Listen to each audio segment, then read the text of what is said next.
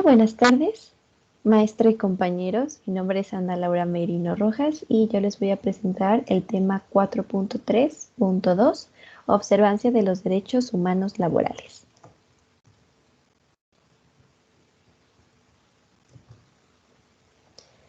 ¿Qué es la observancia? Es el cumplimiento exacto de lo que establecen las leyes.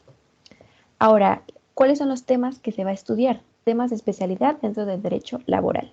Primero son las condiciones generales del trabajo, como la duración, suspensión y rescisión, jornada de trabajo, salario, días de descanso, vacaciones, aguinaldo, capacitación, primas de antigüedad, utilidades, prestaciones sociales, servicio médico, seguridad e higiene, sindicatos, entre otros. Ahora, los derechos y obligaciones de los patrones y trabajadores. La Ley Federal del Trabajo, cuyo objetivo es normalizar las relaciones laborales entre un patrón y un empleado, y en ella están estipulados los derechos y obligaciones de ambas partes. Específicamente en el título cuarto, que está titulado de la misma manera, derechos y obligaciones de los trabajadores y de los patrones, que abarca del capítulo 1 y capítulo 2, capítulo 1, obligaciones de los patrones, capítulo 2, obligaciones de los trabajadores, y los artículos 132 al 135. Ahora les voy a poner un video en el cual les voy a explicar más a detalle cuáles son específicamente los derechos y obligaciones de los trabajadores. Derechos y obligaciones tanto de los trabajadores como de los patrones.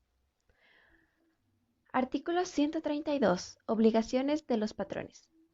Cumplir las disposiciones de las normas de trabajo aplicables a sus empresas o establecimientos.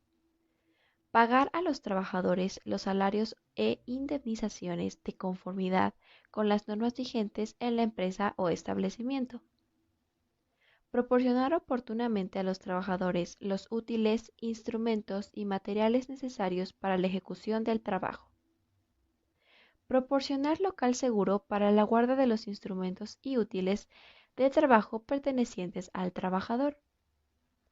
Mantener el número suficiente de asientos o sillas a disposición de los trabajadores en los centros de trabajo análogos. Guardar a los trabajadores la debida consideración, absteniéndose de maltrato de palabra o de obra. Expedir cada 15 días a solicitud de los trabajadores una constancia escrita del número de días trabajados y del salario percibido. Expedir al trabajador que lo solicite o se separe de la empresa dentro del término de 3 días una constancia escrita relativa a sus servicios. Conceder a los trabajadores el tiempo necesario para el ejercicio del voto en las elecciones populares y para el cumplimiento de los servicios de jurados electorales y censales. Permitir a los trabajadores faltar a su trabajo para desempeñar una comisión accidental o permanente de su sindicato o del Estado. Por supuesto, siempre y cuando que avisen con la oportunidad debida y que el número de trabajadores comisionados no sea tal que perjudique la buena marcha del establecimiento.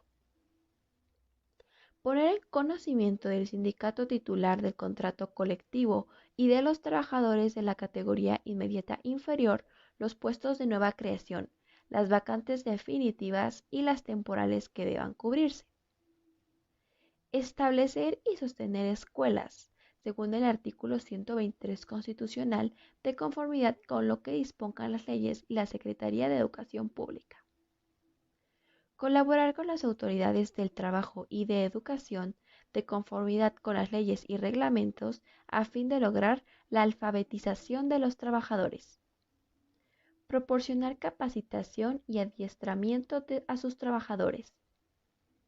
Instalar y operar las fábricas, talleres, oficinas, locales y demás lugares en que deban ejecutarse las labores de acuerdo con las disposiciones establecidas en el reglamento y las normas oficiales mexicanas en materia de seguridad, salud y medio ambiente de trabajo, a efecto de prevenir accidentes y enfermedades laborales. Contar en los centros de trabajo que tengan más de 50 trabajadores con instalaciones adecuadas para el acceso y desarrollo de actividades de las personas con discapacidad. Cumplir el reglamento y las normas oficiales mexicanas en materia de seguridad, salud y medio ambiente de trabajo, así como disponer en todo tiempo de los medicamentos y materiales de curación indispensables para prestar oportuna y eficazmente los primeros auxilios.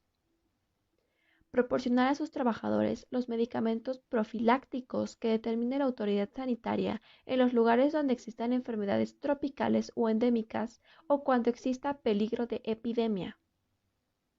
Cumplir con las disposiciones que en caso de emergencia sanitaria fije la autoridad competente, así como proporcionar a sus trabajadores los elementos que señale dicha autoridad, para prevenir enfermedades en caso de declaratoria de contingencia sanitaria.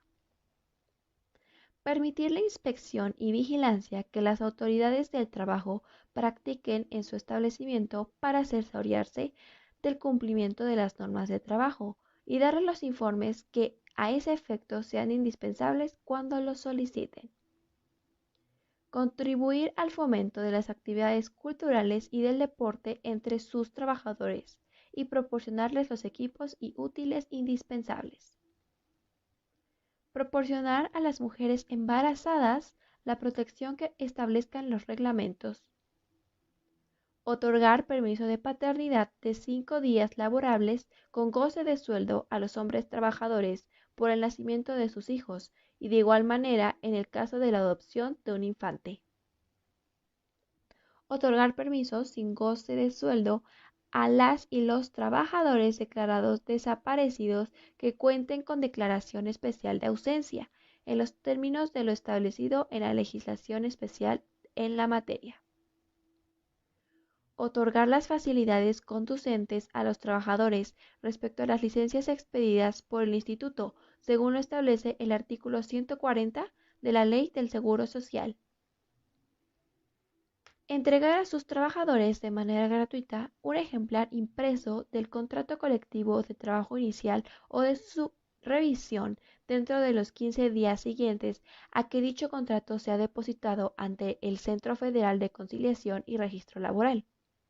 Esta obligación se podrá acreditar con la firma de recibido del trabajador.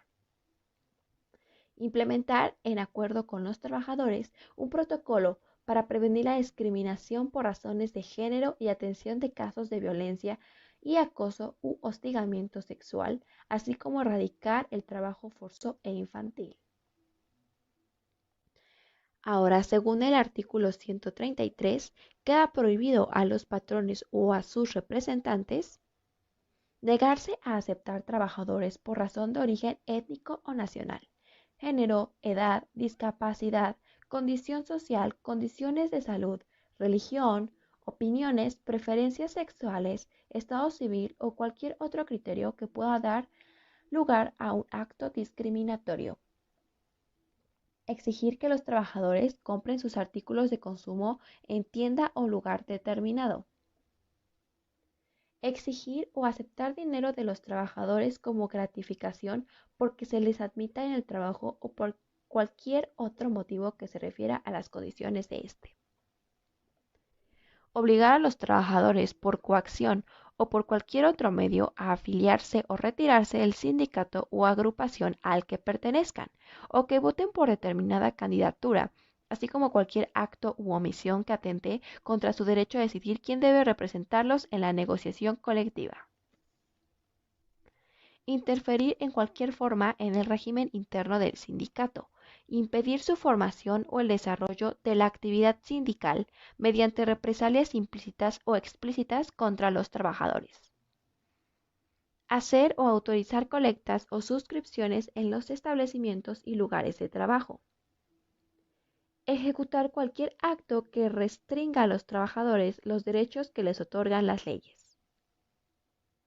Hacer propaganda política o religiosa dentro del establecimiento. Emplear el sistema de poner en el índice a los trabajadores que se separen o sean separados del trabajo para que no se les vuelva a dar ocupación. Portar armas en el interior de los establecimientos ubicados dentro de las poblaciones. Presentarse en los establecimientos en estado de embriaguez o bajo la influencia de un narcótico o droga enervante. Realizar actos de hostigamiento y o acoso sexual contra cualquier persona en el lugar de trabajo. Permitir o tolerar actos de hostigamiento y o acoso sexual en el centro de trabajo. Exigir la presentación de certificados médicos de no embarazo para el ingreso, permanencia o ascenso en el empleo. Despedir a una trabajadora o coaccionarla directa o indirectamente para que renuncie por estar embarazada, por cambio de estado civil o por tener el cuidado de hijos menores. Dar de bajo o terminar la relación laboral de un trabajador que tenga la calidad de persona desaparecida y cuente con declaración especial de ausencia. Según el artículo 134, son obligaciones de los trabajadores cumplir con las disposiciones de las normas de trabajo que les sean aplicables, observar las disposiciones contenidas en el reglamento y las normas oficiales mexicanas en materia de seguridad, salud y medio ambiente de trabajo, así como las que indiquen los patrones para su seguridad y protección personal. Desempeñar el servicio bajo la dirección del patrón o de su representante, a cuya autoridad estarán subordinados en todo lo concerniente al trabajo. Ejecutar el trabajo con la intensidad, cuidado y esmero apropiados y en la forma, tiempo y lugar convenidos. Dar aviso inmediato al patrón, salvo caso fortuito o de fuerza mayor, de las causas justificadas que le impidan concurrir a su trabajo. Restituir al patrón los materiales no usados y conservar en buen estado los instrumentos y útiles que les haya dado para el trabajo, no siendo responsables por el deterioro que origine el uso de estos objetos, ni del ocasionado por el caso fortuito, fuerza mayor o por mala calidad o defectuosa construcción. Observar buenas costumbres durante el servicio. Prestar auxilios en cualquier momento que se necesiten, cuando por siniestro o riesgo inminente peligren las personas o los intereses del patrón o de sus compañeros de trabajo. Someterse a los reconocimientos médicos previstos en el reglamento interior y demás normas vigentes en la empresa o establecimiento, para comprobar que no padecen ninguna incapacidad o enfermedad de trabajo contagiosa o incurable. Poner en conocimiento del patrón las enfermedades contagiosas que padezcan, tan pronto como tengan conocimiento de las mismas. Comunicar al patrón o a su representante las deficiencias que adviertan a fin de evitar daños o perjuicios a los intereses y vidas de sus compañeros de trabajo o de los patrones. Guardar escrupulosamente los secretos técnicos, comerciales y de fabricación de los productos a cuya elaboración concurran directa o indirectamente, o de los cuales tengan conocimiento por la razón del trabajo que desempeñen, así como de los asuntos administrativos reservados, cuya divulgación pueda causar perjuicios a la empresa. Según el artículo 35, queda prohibido a los trabajadores ejecutar cualquier acto que pueda poner en peligro su propia seguridad, la de sus compañeros de trabajo o la de terceras personas, así como la de los establecimientos o lugares en que el trabajo se desempeñe. Faltar al trabajo sin causa justificada o sin permiso del patrón. Sustraer de la empresa o establecimiento útiles de trabajo o materia prima o elaborada. Presentarse al trabajo en estado de embriaguez. Presentarse al trabajo bajo la influencia de algún narcótico o droga enervante, salvo que exista prescripción médica. Antes de iniciar su servicio, el trabajador deberá poner el hecho en conocimiento del patrón y presentarle la prescripción suscrita por el médico. Portar armas de cualquier clase durante las horas de trabajo, salvo que la naturaleza de éste lo exija. Se exceptúan de la disposición las punzantes y punzos cortantes que formen parte de las herramientas o útiles propios del trabajo. Suspender las labores sin autorización del patrón. Hacer colectas en el establecimiento o lugar de trabajo. Usar los útiles y herramientas suministrados por el patrón para objeto distinto de aquel a que están destinados. Hacer cualquier clase de propaganda en horas de trabajo o dentro del establecimiento. Acosar sexualmente a cualquier persona o realizar actos inmorales en los lugares de trabajo.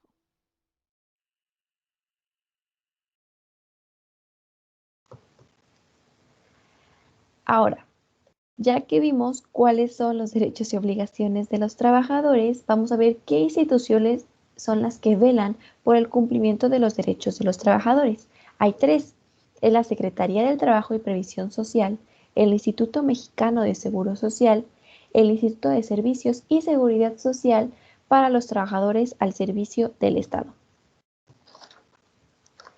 Ahora, es muy importante conocer, sobre todo para aquellas personas que eh, trabajan y hacen labores peligrosas o insalubres, es muy importante que conozcan las normas oficiales mexicanas en materia de seguridad e higiene, sobre todo para prevenir riesgos en el trabajo, en minas, hospitales, en las construcciones, que son lugares de alto riesgo. Ahora, hay 41 normas vigentes, las cuales se dividen en 5 categorías. Les voy a mencionar los nombres de las normas, pero pues al final de la diapositiva les voy a dejar el link de la página de la Secretaría de Trabajo y Previsión Social, en donde ustedes pueden consultar más a detalle de qué trata cada una de estas normas. Muy bien, entonces empezamos con la primera categoría, que son las normas de seguridad, que comprenden los edificios locales e instalaciones, prevención y protección contra incendios, sistemas y dispositivos de seguridad en maquinaria, manejo, transporte y almacenamiento de sustancias peligrosas, manejo y almacenamiento de materiales, trabajos en altura, recipientes sujetos a presión y calderas, electricidad estática, soldadura y corte, mantenimiento de instalaciones eléctricas, trabajos en espacios confinados, y el acceso y desarrollo de actividades de trabajadores con discapacidad. Luego tenemos las normas de salud, que comprenden el uso de contaminantes por sustancias químicas, agentes químicos contaminantes del ambiente laboral, el ruido, radiaciones ionizantes, radiaciones no ionizantes, presiones ambientales anormales, condiciones térmicas elevadas o abatidas, vibraciones, iluminación, factores de riesgo psicosocial y factores de riesgo ergonómico. Luego están la categoría número 3, que es las normas de organización, que comprenden equipo de protección personal, identificación de peligros y riesgos por sustancias químicas, peligros y riesgos por sustancias químicas peligrosas, comisiones de seguridad e higiene, colores y señales de seguridad, seguridad en procesos de equipos con sustancias químicas, servicios preventivos de seguridad y salud. Luego están las normas específicas de plaguicidas y fertilizantes, instalaciones, maquinaria, equipo y herramientas agrícolas, aprovechamiento forestal, maderable y aserradero, operación y mantenimiento de ferrocarriles, trabajos en minas subterráneas y a cielo abierto, construcción, minas subterráneas de carbón. Y por último tenemos las normas de producto. Estas básicamente son 6 normas relativas a equipo contra incendio y 3 sobre equipo de protección personal. Las primeras 3 categorías se aplican de manera obligatoria en los centros de trabajo en donde se realizan actividades de producción, comercialización, transporte, prestación de servicios, etc. Esto está en función de las características de las actividades que desarrollan y de las materias primas, productos, subproductos que se manejen, transporten, procesen o almacenen. Para la cuarta categoría se prevé la aplicación obligatoria en las empresas que permanecen a los sectores o actividades específicos a los que refieren tales normas. Y por último, finalmente, la quinta categoría corresponde a las empresas que fabrican, comercializan o distribuyen equipos contra incendio y de protección personal. Ahora, por ley quedan prohibidas las siguientes puntos para los menores de 14 años. Está totalmente prohibido que los niños estén expuestos, a ruido, radiaciones ionizantes y no ionizantes, agentes químicos contaminantes, residuos peligrosos, fauna peligrosa o flora nociva. Luego también está prohibido que ejecuten labores de rescate, salvamento contra siniestros, donde se operen equipos con sustancias químicas peligrosas de soldadura y corte en condiciones climáticas extremas, que labores de tránsito vehicular, que trabajen en lugares agrícolas, forestales, de aserradero, industria gasera, cemento, minera, acero, petrolera, ladrillera, vidriera, cerámica, etcétera, en obras de construcción, en buques, en trabajos ambulantes. En este caso, solamente va a ser salvo autorización especial en la inspección de trabajo. De otra forma, no. Luego, competencia exclusiva de las autoridades federales. La aplicación de las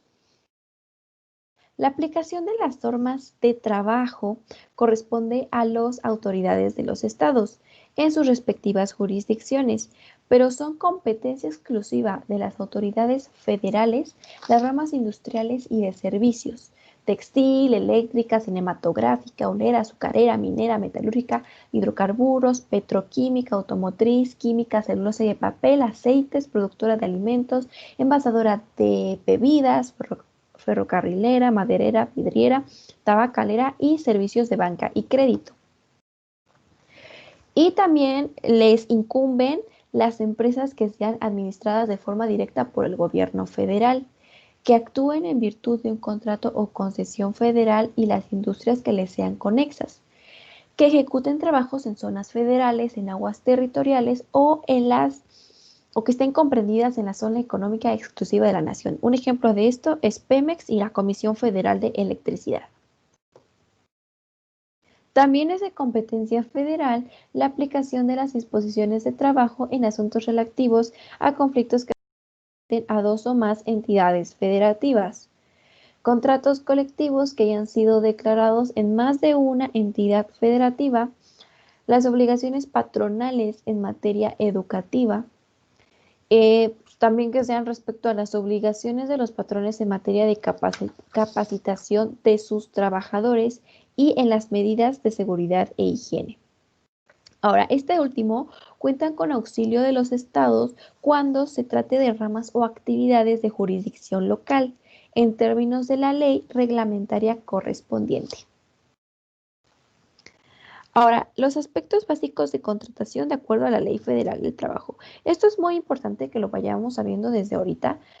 A lo mejor ahorita que somos estudiantes, pero en un futuro, ya sea como patrón o trabajador, nos va a servir de mucho y tenemos que estar conscientes de ello para que sepamos cuáles son nuestros derechos. Están las modalidades de contratación. Ahora, existen 3 tipos: obra o tiempo determinado, que es el que establece previamente la duración de las relaciones laborales al concluir, por lo que al concluir el tiempo pactado, se dan fin a las relaciones sin que el patrón tenga alguna responsabilidad. Luego, la segunda es por temporada.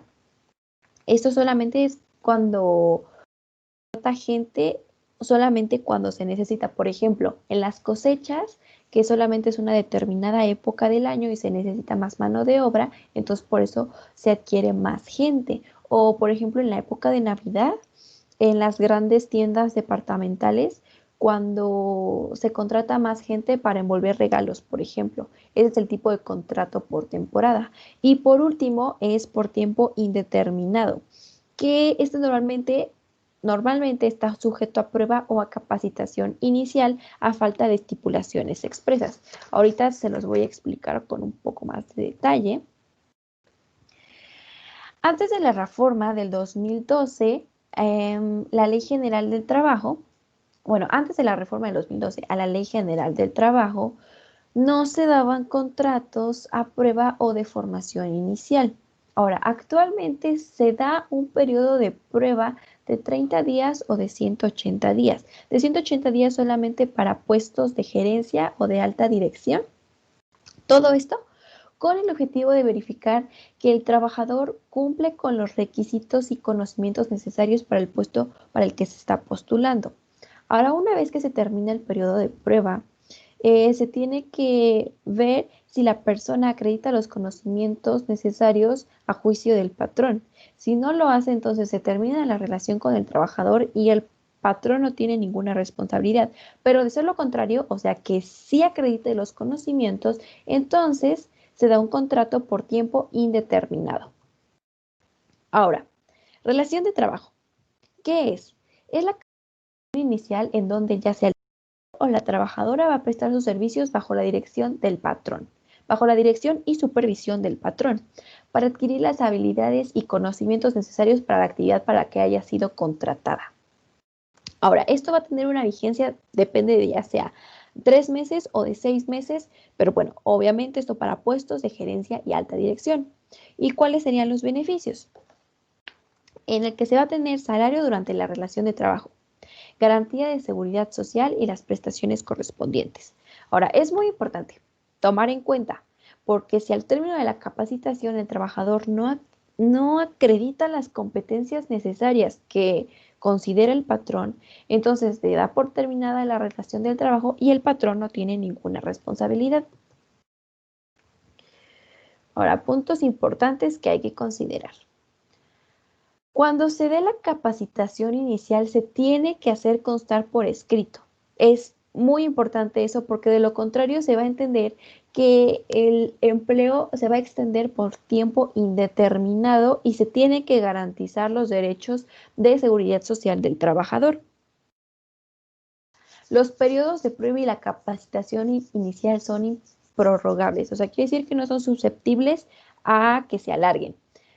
Y también es muy importante considerar que dentro de una misma empresa no pueden aplicarse al mismo trabajador periodos de prueba o de capacitación simultáneos. Aunque se esté postulando para puestos diferentes, no se puede, solamente es uno a la vez. Ahora, en caso de que te contraten, o bueno, en caso de ser contratado el trabajador, deberá ser informado de cuáles son sus condiciones de trabajo, cuál es su forma de pago, cuál es el reglamento interno de la empresa, tener conocimiento de lo que se puede y de lo que no se puede hacer, el registro de asistencia, descripción del puesto, contenido en el manual de organización, quién va a ser tu jefe inmediato al que le vas a rendir cuentas, cuáles son las herramientas y quiénes son tu equipo de trabajo. Que te queden bien claras todas esas cosas para no cometer ningún error. Ahora, la disolución de la relación de trabajo solamente puede ocurrir por dos causas, ya sea por la separación voluntaria o mutuo conocimiento o separación justificada, que es la rescisión sin responsabilidad para el patrón. Ahora, si el patrón despide al trabajador, se tiene que señalar por escrito y con claridad el motivo de la rescisión, así como la fecha o fechas en las que se cometieron las faltas. Y se tiene que avisar personalmente al trabajador en el momento del despido o bien comunicar a la Junta de Conciliación y Arbitraje competente dentro de los siguientes 5 días hábiles. Ahora, causas de rescisión sin responsabilidad del patrón. Se tiene que incurrir al trabajador durante sus labores en faltas de honradez, actos de violencia, injurias contra sus familiares o el directivo de la empresa. Cometer actos inmorales de hostigamiento o acoso sexual en el establecimiento. Pena de prisión para el trabajador que le impide el incumplimiento de la relación del trabajo. O sea, en caso de que, en pocas palabras, en caso de que el trabajador esté en la cárcel por alguna razón ajena a la empresa. Luego, falta de documentos que exijan las leyes y reglamentos. Eso depende de la región en la que te encuentres, ya sea documentos de identidad o permiso de residencia, etc. Falta de aviso al trabajador personalmente o por conducto de la Junta. Determinará la separación no justificada o la nulidad del despido. Junta Federal de Conciliación y Arbitraje. Esta es la encargada de solucionar los conflictos de trabajo que hay entre los trabajadores y los patrones. También defiende los derechos laborales en caso de un despido injustificado y se puede solicitar asesoría jurídica. En cada entidad federativa hay una Junta de Conciliación y Arbitraje.